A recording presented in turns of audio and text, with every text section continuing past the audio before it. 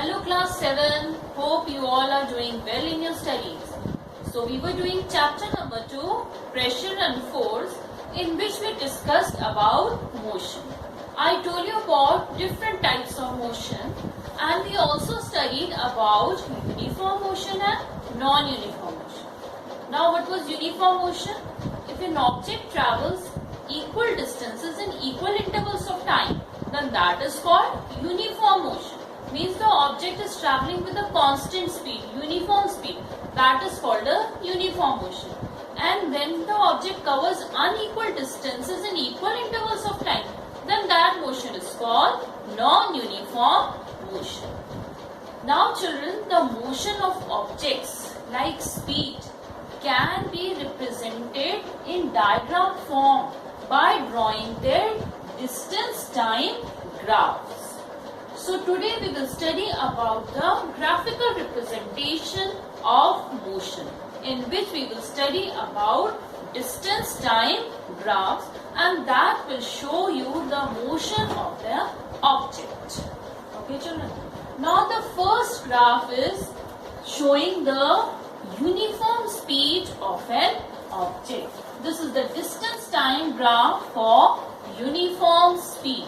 Uniform speed means constant speed, not changing. It is same throughout the motion of the object. The object is moving with the same speed. Now, we will draw the axes. This is called the x-axis. Horizontal axis is called the x-axis and the vertical axis is called the y-axis.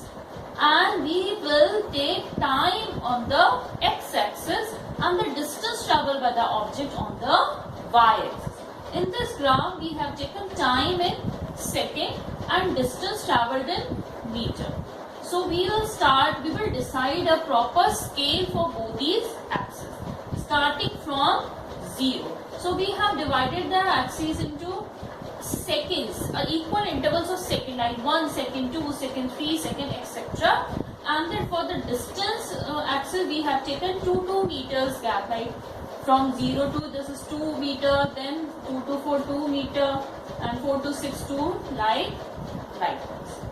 So this is the distance time graph for uniform speed, means uniform motion, and uniform motion means the object covers equal distance in equal intervals of time. Suppose in 1 second the object is covering 2 meters.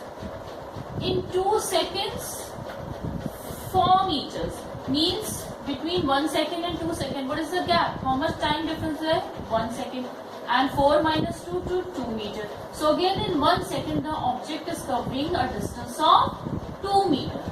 Now again in 3 seconds it is covering 6 meters. So the difference is again in 1 second it is covering 2 meters. So that means the object is moving with the uniform speed, and the graph of such kind of motion is a straight line, because here the distance is directly proportional to time. Directly proportional means if time increases then distance also increases, and if time decreases then distance also decreases. So they are directly proportional to each other. If time is double, distance is also double. So such type of graph always gives you a straight line. So the straight line represents the uniform speed of an object.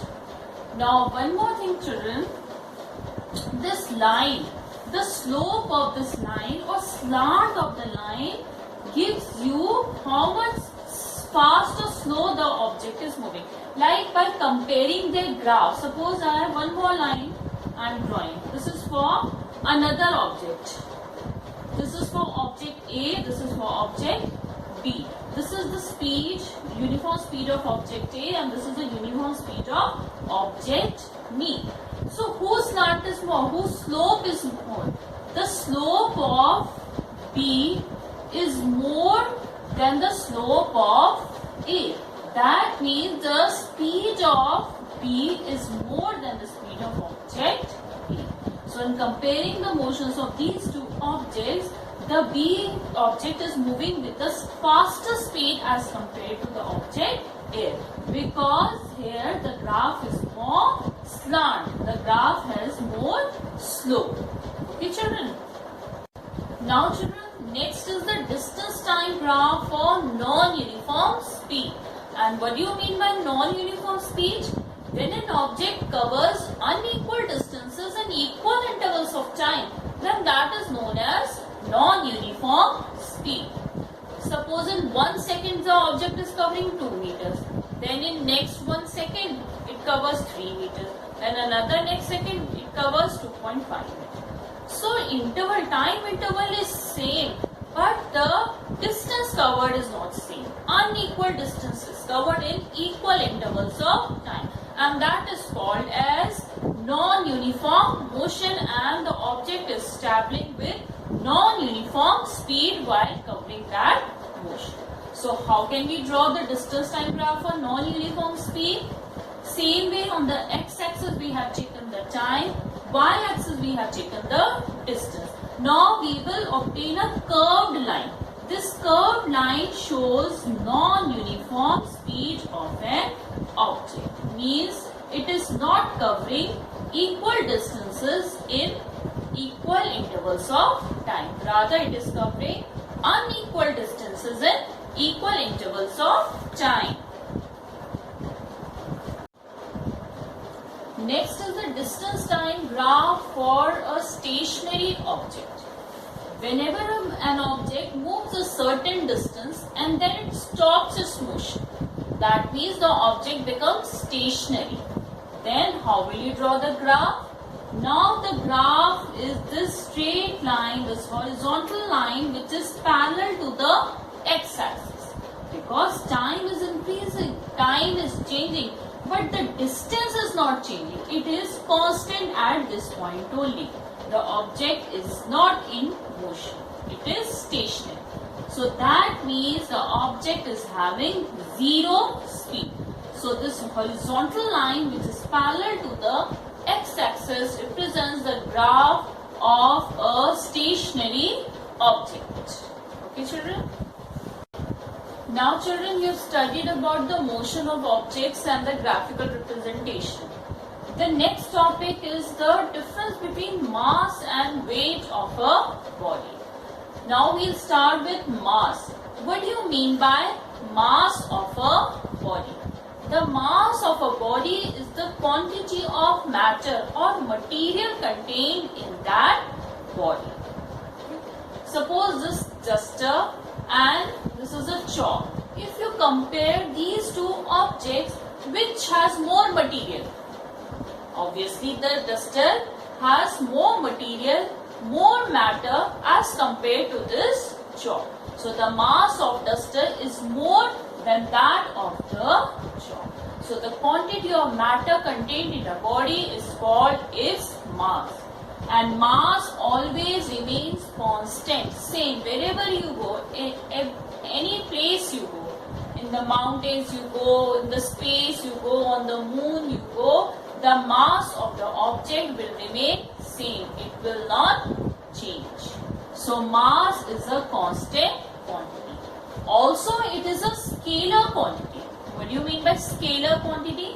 Scalar quantity, as I've already told you earlier, is a quantity which has only magnitude and no direction.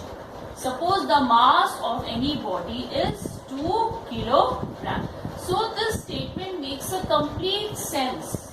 It gives you full information about the mass of the body, that it is 2 kg. Direction is not needed. So mass is a scalar quantity. Next, the SI unit of mass is kilogram. The standard unit is kilogram. You can use other units also. Okay, some multiples and multiples of kilogram you can use, but the standard unit of mass is kilogram.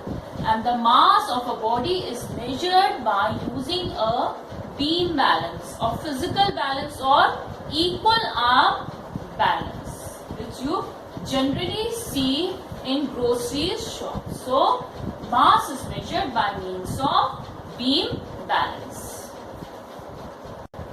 Now what do you mean by weight of the body? Now you know Earth attracts every body towards its center, and this attraction of the Earth is called the force of gravity, and this is also known as weight of the body. The force with which the Earth attracts each body is called the weight of the body. We feel the weight. The weight of the body is felt due to the attraction of the Earth. So it is the force of gravity which produces the weight of the body. And we know that force equals to mass into acceleration. Because here the force of gravity is producing the acceleration. So we will take acceleration as g, where g is the acceleration due to gravity, and it changes from place to place. So F equals to mg, and as I already told you, weight is the force of gravity only. So W equals to mg. So the weight of the body depends on two factors. It depends on the mass of the body, and it also depends on the gravity, acceleration due to gravity acting on the body. Okay, so what is the formula for weight? M into g. M is mass, which remains constant, but when you multiply it with g, acceleration due to gravity, it becomes weight of the body. Now, the weight of the body is not constant. It will not remain same. It will change from place to place. Like the force of gravity on the moon is 1/6 of the force of gravity on the earth. So if your weight on the earth is 60 Newton, so what will be the weight on the moon? 1/6 of 60 Newton. That means only 10 Newton. So you feel light there.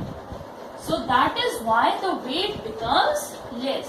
Even in the mountains when you go, and even in the mines, the force of gravity becomes less. So your weight becomes less. The weight decreases because it depends on the value of g.